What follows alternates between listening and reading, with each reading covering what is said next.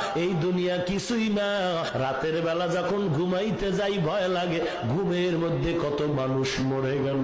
আমিও যদি মরিয়া যাই, আমার ছেলে মেয়েরা বেলেট দিয়া জামা কাপড় গুলো কাইটা কাইটা রাখবে, আর বলবে, আমার বিবি বলবে, লাশটা বাইরে নামাইয়ারা, ঘরে আর পাহারা দেওয়া যাবে না। কেউ বাঁশ কাটার জন্য দৌড়াবে তাড়াতাড়ি, এরে আর জমিনে রাখা যাবে না, কবরে দাফন কর,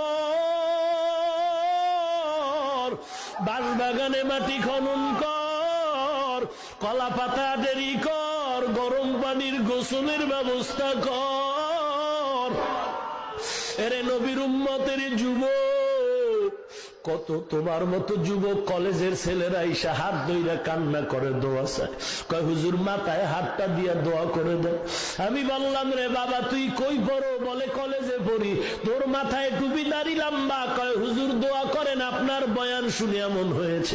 আমি বললাম, কলেজের শিক্ষকেরা কি তোরে গালি দেয় না? যুবক কান্না করে বলে, হুজুর আল্লাহর শুকর, এই টুপি দাড়ির কারণে সব কলেজের শিক্ষকেরা আমারে বড় মহব্বত করে, এমনকি আমার সে ছাত্র ভাইরাও মহব্বত করে।